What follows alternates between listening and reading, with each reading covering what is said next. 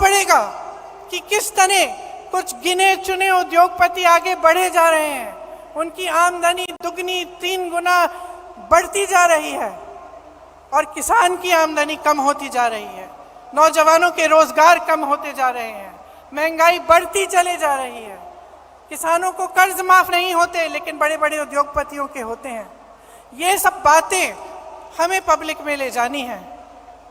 अब हमारे पास सिर्फ 1 साल बचता है, हमसे उम्मीदें हैं। ये उम्मीद है कि हम एकजुट हों, कि जितनी भी पार्टियां हैं, जितने भी दल हैं, जितने भी लोग हैं जिनकी विचारधारा इनसे विपरीत है, वो आगे आए, एकजुट होकर लड़ें।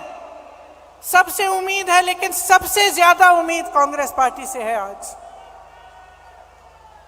और मैं जानती हूं कि हम इस उम्मीद पर खरे उतर सकते हैं कि आपकी मेहनत से, हमारी मेहनत से, हमारी एकजुटता से, हमारे समर्पण से और अपने संविधान के प्रति हमारी निष्ठा से हम सब इस काम को करके दिखा सकते हैं।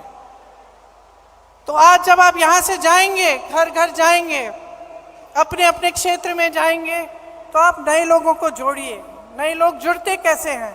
विचारधारा से जुड़ते हैं, जज्बातों से जुड़ते हैं और आपका मिसाल देख के जुड़ते हैं। तो हमें मिसाल बनना चाहिए कि राजनीति कैसे होनी चाहिए, किस तरह से हमें अपनी राजनीति करनी है।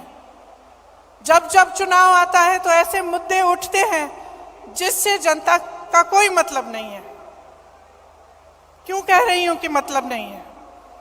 क्योंकि जब रोजगार की बात होती है, युवाओं की बात होती है, महंगाई की बात होती है, तो इन मुद्दों पर चुनाव लड़े जाने चाहिए कि किस तरह से विकास होगा, भविष्य में हम क्या प्रस्ताव रख रहे हैं, कौन सा सकारात्मक कदम हम उठाने जा रहे हैं। ये हमारी राजनीति होनी चाहिए।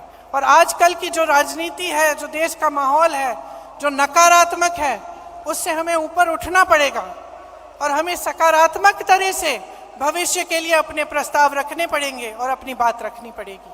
मुझे पूरी उम्मीद है कि हम इस लड़ाई में सफल होंगे, क्योंकि हम मजबूत हैं।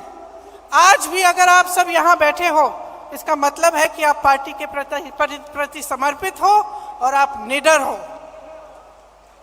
हमारे तमाम नेताओं पर, कार्यकर्ताओं पर इस सरकार ने दमन किया है। आज भी, कल भी छत्तीसगढ़ में रेड लगवाए, एजेंसियों के द्वारा क्या क्या नहीं किया, लेकिन आज भी हमारे नेता खड़े हैं, आज भी हमारे कार्यकर्ता खड़े हैं। और मैं जानती हूं कि आपका संघर्ष क्या है। अगर हमें पूछताछ के लिए 2 दिन के लिए बुलाया जाता है तो आपको जेल में महीनों के लिए रखा जाता है। अगर हमें पुलिस घसीट के ले जाती है तो आप लाठियां खाते हैं।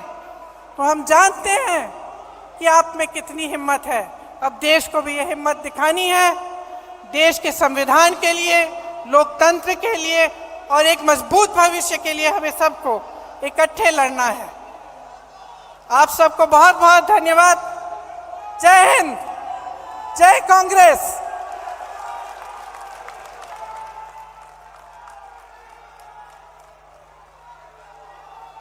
मैं आमंत्रित करता हूं